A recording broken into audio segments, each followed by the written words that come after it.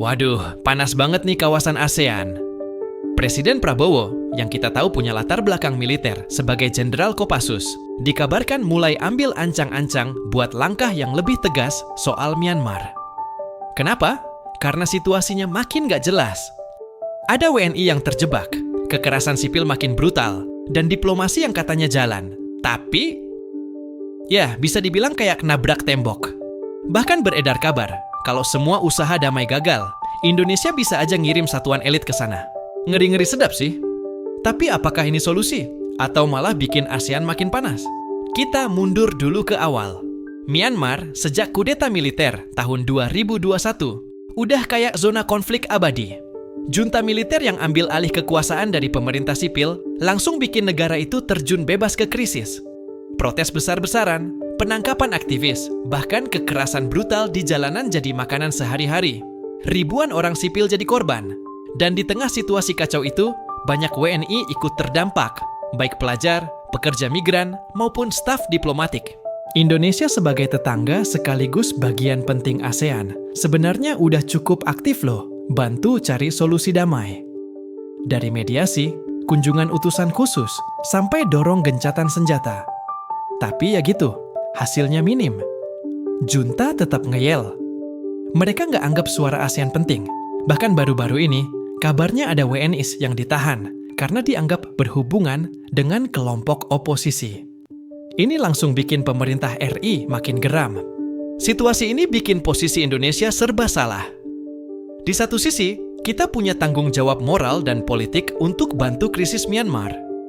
Di sisi lain, keselamatan WNI dan martabat nasional juga jadi taruhan. Dan kalau diplomasi udah nggak ampuh, satu-satunya cara yang tersisa, ya operasi militer terbatas. Tapi jelas, ini opsi yang paling akhir dan paling berat risikonya. Yang bikin tambah rame, publik di tanah air juga mulai bersuara. Banyak yang bilang, kalau rakyat Indonesia udah dalam bahaya, ya negara harus tegas. Narasi kayak gini makin menguat sejak Prabowo jadi presiden. Gaya tegasnya, plus latar belakang militer, bikin orang yakin Indonesia nggak akan tinggal diam lama-lama. Nah, kabar yang paling menggemparkan akhir-akhir ini, walau belum dikonfirmasi resmi, adalah soal penyusunan rencana operasi terbatas. Katanya, pasukan elite kayak Kopassus dan Sat-81 Gultor mulai disiapkan. Tapi ingat ya, ini bukan berarti Indonesia langsung nyerbu Myanmar. Yang disusun itu lebih ke rencana cadangan, kalau diplomasi gagal total dan nyawa WNI udah nggak bisa diselamatkan dengan cara lain. Pemerintah juga kabarnya udah komunikasi intens sama tim intelijen, dari BAE sampai diplomatik, buat analisa medan. Gimana situasi di lapangan, rute evakuasi, titik aman, dan sebagainya.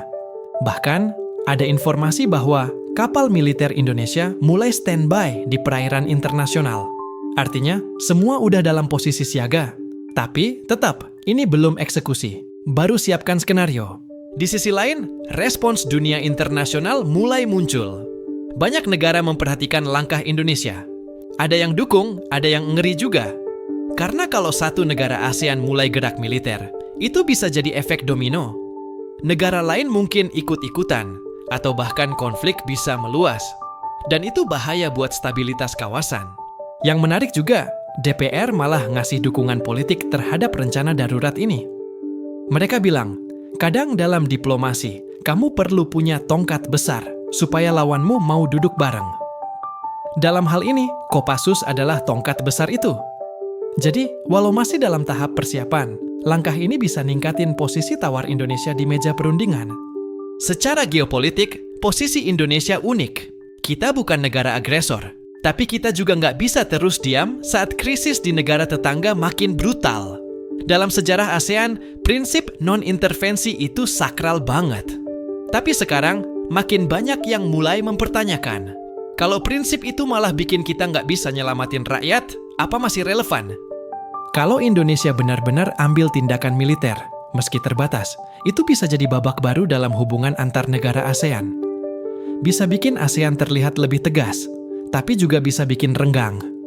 Myanmar bisa aja ngadu ke sekutu mereka, kayak Cina, buat backup. Ujung-ujungnya, konflik lokal bisa jadi konflik regional. Itu kenapa langkah Indonesia ini harus dihitung benar-benar. Dari sisi ekonomi, meski belum ada dampak langsung, investor udah mulai was-was. ASEAN adalah kawasan penting buat perdagangan global. Kalau ketegangan meningkat, bisa aja aliran investasi, ekspor-impor, bahkan stabilitas mata uang terganggu. Jangan lupakan juga proyek-proyek besar seperti Belt and Road Initiative China lewat Myanmar. Kalau kacau, efeknya bisa merembet ke Indonesia juga. Tapi ada sisi positif juga loh. Dunia bisa lihat bahwa Indonesia adalah negara yang serius dalam melindungi rakyatnya dan punya kapasitas buat itu. Ini penting banget buat citra global, terutama di forum-forum kayak G20 atau KTT ASEAN Plus. Indonesia bisa tampil bukan cuma sebagai negara besar, tapi juga negara tegas. Untuk dalam negeri, langkah ini bisa bikin dukungan terhadap pemerintah naik. Soalnya publik suka dengan tindakan tegas, apalagi kalau menyangkut keselamatan WNI. Tapi, hati-hati, kalau operasi militer beneran dilakukan dan ada korban, baik sipil maupun personel TNI, itu bisa jadi bumerang. Secara regional, kalau Indonesia bertindak sendiri tanpa koordinasi ASEAN, bisa-bisa negara tetangga lain merasa dilangkahi. Makanya, penting banget buat tetap libatkan mekanisme ASEAN dan komunikasi terbuka. Karena walau kita kuat, tapi namanya kerjasama regional harus tetap dijaga. Di level global, langkah Indonesia bisa jadi sorotan. Negara-negara barat mungkin akan dukung, karena mereka juga nggak suka junta Myanmar. Tapi mereka juga nggak akan kasih support militer secara langsung, karena mereka takut konflik makin luas. Makanya penting banget jaga narasi. Ini bukan invasi, tapi misi penyelamatan warga negara. Dan jangan lupakan efek jangka panjang. Langkah ini bisa jadi presiden untuk penanganan krisis luar negeri ke depan. Jadi, Indonesia perlu siapkan sistem perlindungan WNI yang lebih solid. Dari sistem informasi, evakuasi dini, hingga kehadiran pasukan siaga di titik-titik strategis luar negeri. Kalau kondisi nggak membaik dalam 2-3 minggu ke depan, besar kemungkinan misi penyelamatan akan dijalankan. Nggak frontal, tapi modelnya hit and extract. Masuk diam-diam, selamatkan target, lalu cabut sebelum ada eskalasi besar. Ini gaya operasi khas pasukan elit kita. Tapi keberhasilan operasi ini bergantung pada intelijen, harus akurat dan cepat. Salah sedikit bisa jadi krisis diplomatik besar. Makanya, kerjasama dengan negara sahabat dan dukungan dari militer kawasan bisa sangat menentukan. Termasuk komunikasi dengan negara-negara netral kayak Jepang atau India. Di sisi lain, Indonesia juga bisa tingkatkan tekanan diplomatik. Bawa kasus ini ke PBB, dorong embargo senjata ke junta Myanmar, atau galang aliansi negara Asia untuk desak gencatan senjata. Ini semua bagian dari bermain dua kaki. Keras di lapangan, tapi aktif di meja diplomasi. Yang terakhir, perlu ada edukasi publik. Biar masyarakat nggak salah paham. Ini bukan soal perang. Ini soal menyelamatkan nyawa warga kita di luar negeri. Negara harus bisa tunjukkan sisi kemanusiaan, tapi juga tegas kalau ada yang mengancam rakyatnya. Itu inti dari kedaulatan sejati. Nah brosis, itulah kenapa situasi Myanmar kali ini beda.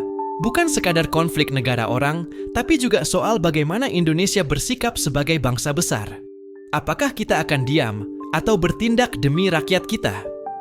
Kalau kamu setuju bahwa negara harus tegas melindungi warganya, drop komentar kamu di bawah. Keselamatan WNI adalah harga mati. Jangan lupa juga share video ini, biar makin banyak yang melek sama isu kawasan. Follow, like, dan subscribe channel ini buat update seputar politik luar negeri dan strategi militer Indonesia ke depan. Ingat, dunia makin panas. Dan kita harus tetap waras, tapi juga waspada.